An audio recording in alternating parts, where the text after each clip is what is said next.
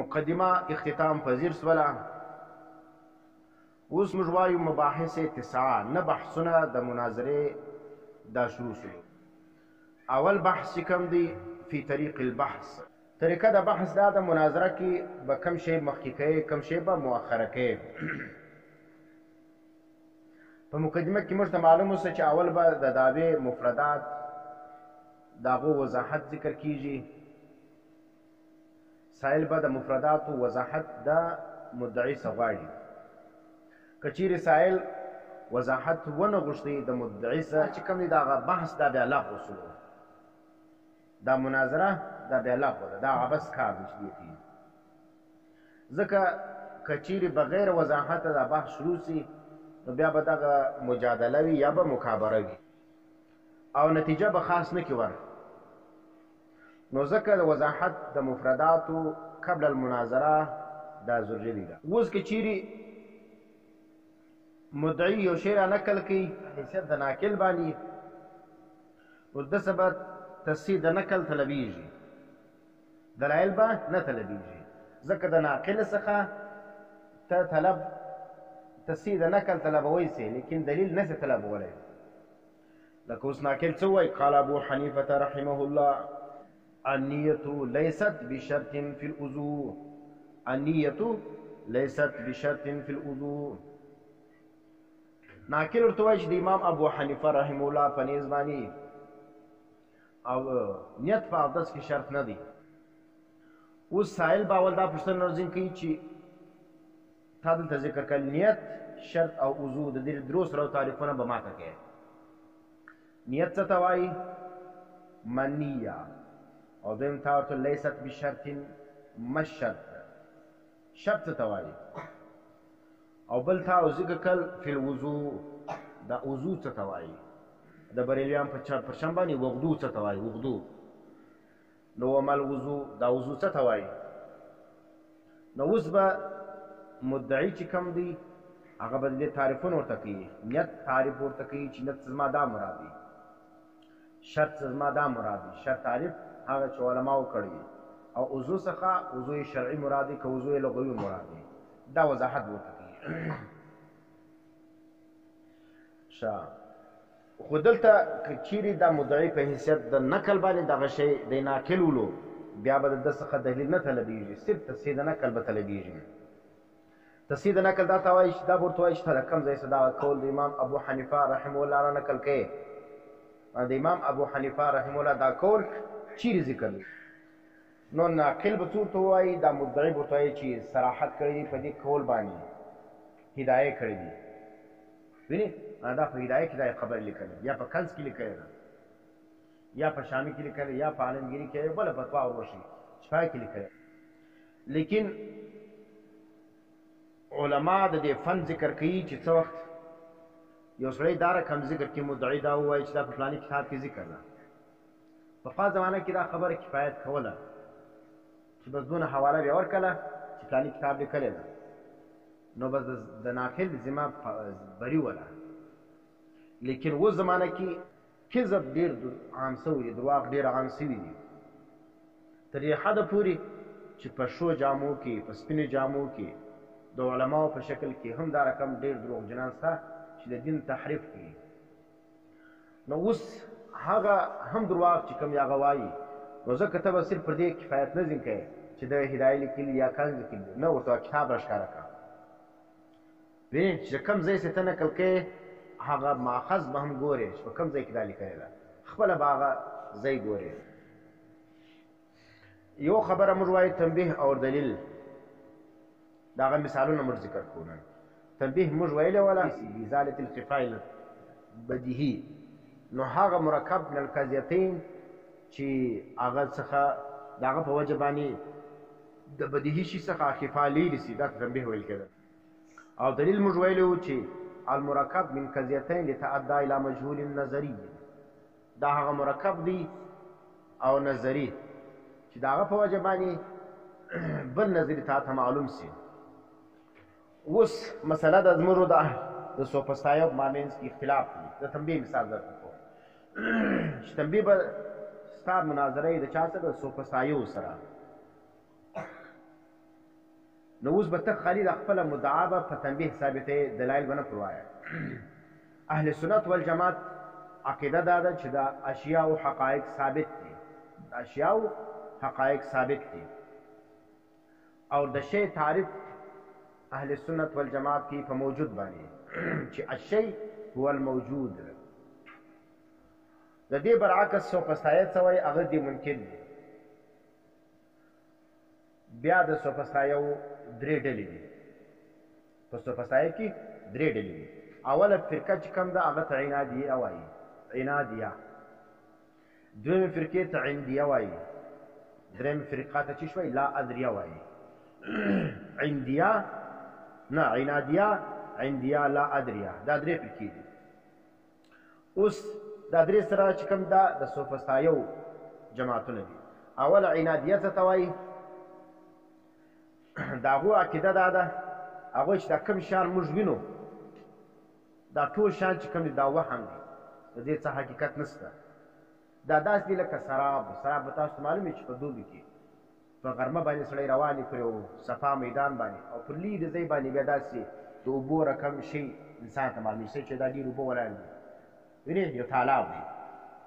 لیکن چې ته نږدې ساته هغه شی حقیقت نه موجوده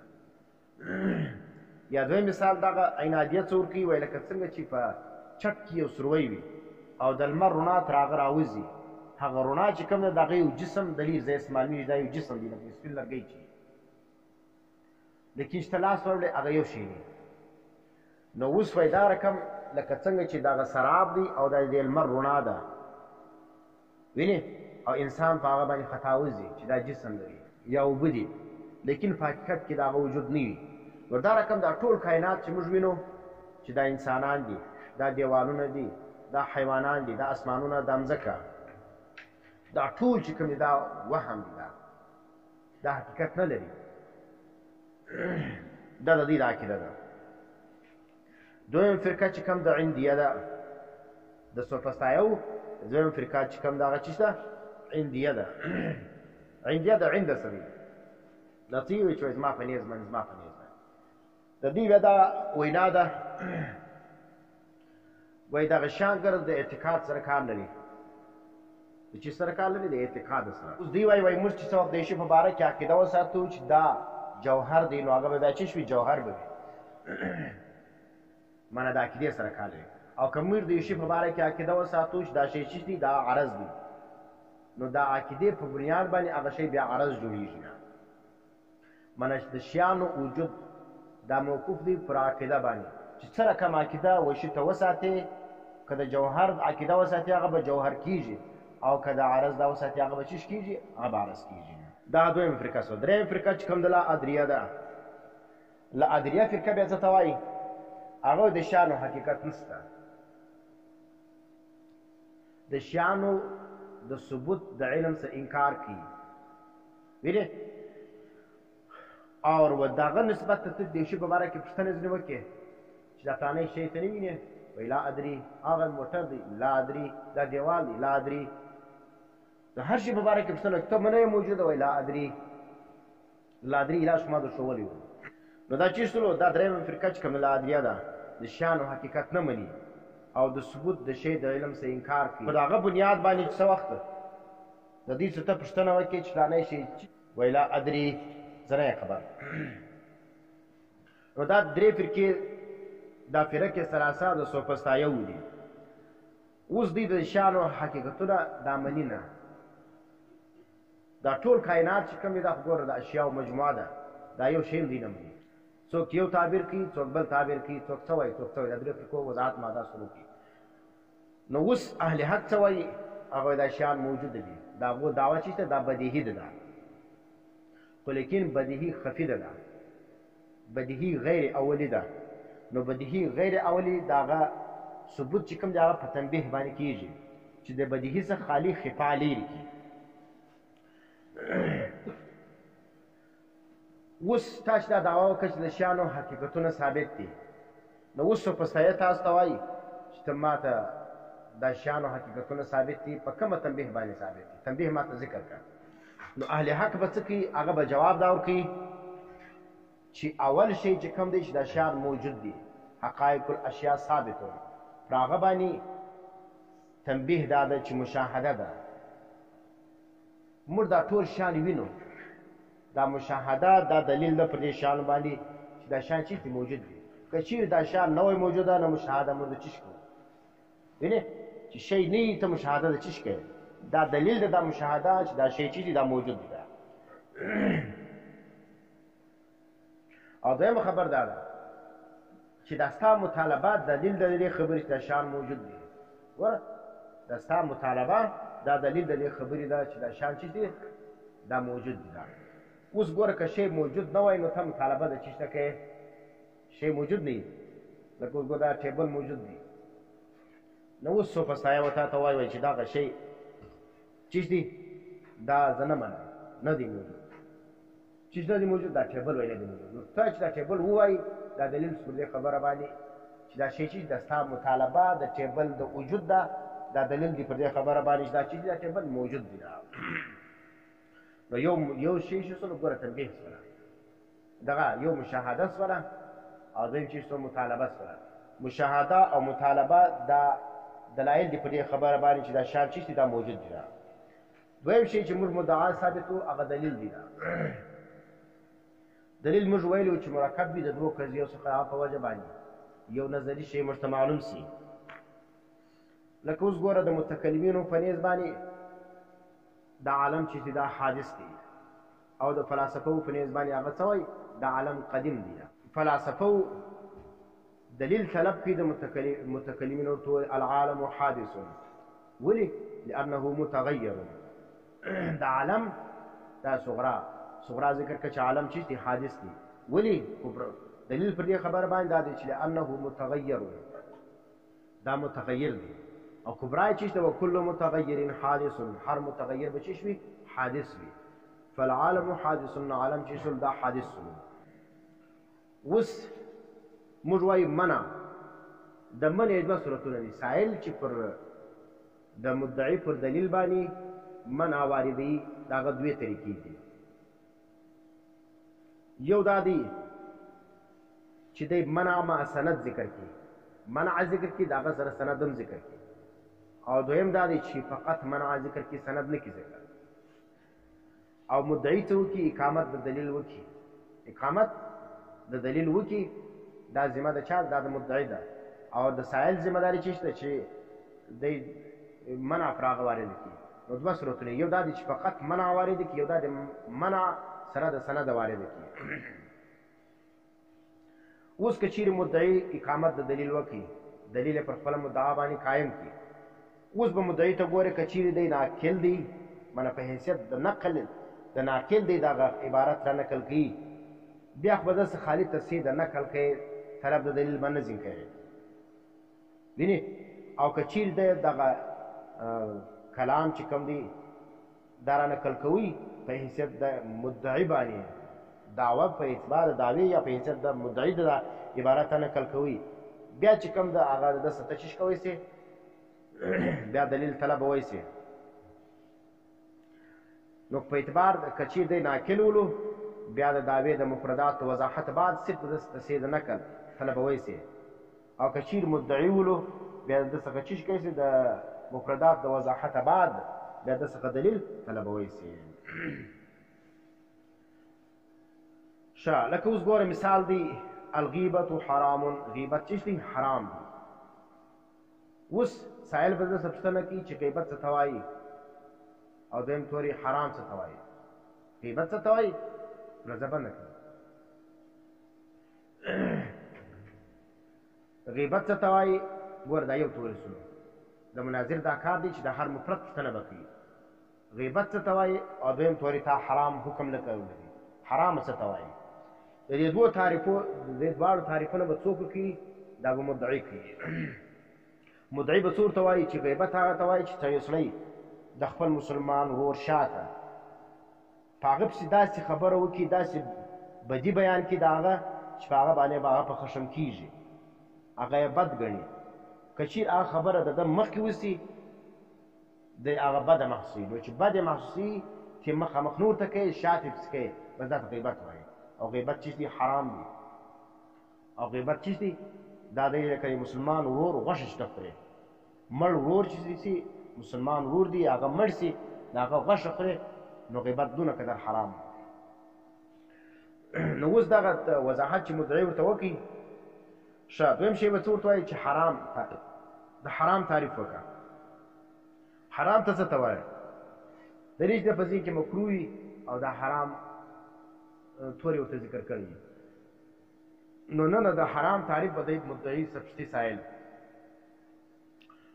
مدعي به څه ورته وایي چې حرام و هغه کار ته وایي چې هغه په دلیل قطعي سره ثابت وي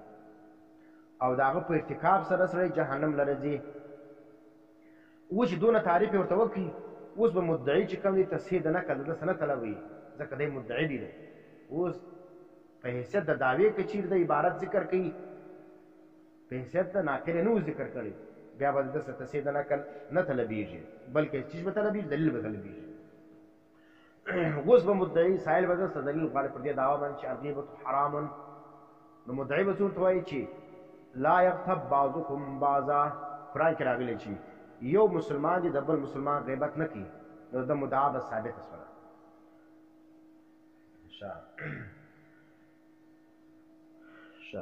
اوس چې کوم دی موږ ویلي ولو دا زړې خبرې دي ګرځي مدعي چې پر خپله دعوه باندې دلیل قایم کړي هغه دوه دلیلونه دوه قسمه ولري یو دلیل علمي ولو یو دلیل لیمي ولو د علت څخه پر معلول باندې دلیل دا دلیل لیمي ولو د معلول څخه پر علت باندې دلیل دا دلیل علمي دی دا او که چیرې دی دلیل لیمي د ذکر کوي بیا درته معلل ویل کېږي او که دلیل علمي د ذکر کوي بیا درته څه ویل کېږي درته مستدل ویل کېږي اوس راځو موږ دی لره د منې دوه صورتو لره چې سائل به د مدعي د دلیل پر یو مقدمه باندې چې دی منع واردوي دا هغه دوه صورتونه دي یو دا دی چې فقط منع وارد کړي یو دا دی چې منع سره د سند وارد کړي سند موږ ویلو منع مې ویلې وله اوس اول مثال چې منع سره د سند وي د هغه مثال سره کم دی چې مدعي دلیل پیش کړي د هغه پر د دلیل پر یو مقدمه باندې دی منع پیش کړي او د هغه سره سره سند هم دی ذکر کړي لکه اوس ګور مدعي دعوه وکړي چې عالم حادث دی وینې العالم حادث ولې لأنه متغیر وكل متغیر حادث فالعالم حادث نو عالم چې دا متغیر دی او هر متغیر دا حادث دی اوس سائل څوک وایي ستا کبرا نه مانم چې کل متغیرین هر متغیر دا چې دی دا حادث دی ځکه کېدای شي چې بعضې متغیر چې شوي قدیم وي دا چې دا دی راولاړ سلو سائل د مدعي پر کبرا باندې پر یو مقدمه معینه باندې چې وارده که منع وارده کړه او د هغه دپاره دلیل چې ذکر کوي چې بعضې متغیر چې کوم دی هغه چې شوي قدیم دي کېدای شي چې بعضې شیان چې شوي بعضې متغیر چې وي قدیم وي دویم صورت دا دی چې فقط منع وارده کړي سائل راولاړ سي د مدعي پیش کرده دلیل پر یو مقدمه باندې صرف شو چې منع وارده کړي د هغه سره سند نه کړي ذکر مثال لکه مدعي وایي عالم حادث دی او هر حادث چې کوم دی هغه چې دی عالم چې کوم دی هغه متغیر دی او هر متغیر دا حادث دی اوس سائل راولاړ شي ستا کبرا نه منم ستا کبرا نه منم چې هر متغیر حادث دی او پر هغه باندې دی دلیل نه کړي وارد دی دلیل نه کړي وارد په اول سره کې دی راولاړ شو ځکه څول بعض متغیر قدیمون یې وایي چې کل متغیر حادث دا صحیح نه ده ځکه بعض المتغیر قدیم دلیل ذکر کوي دلته دی دلیل نه کوي ذکر بس خالي منع وارده کوي اوس کچيري منع سره د سند ولا په هغه کې به د مقدمه ممنوعه نکز دا ته د کل متغیر دا مقدمه ممنوعه ده پنځ د چا باندې د سائل باندې د دې نکز او دا کم سند چې د بعض متغیر قدیم دا دواړه سره وګورئ چې د دوه مابین کې نسبت تساوي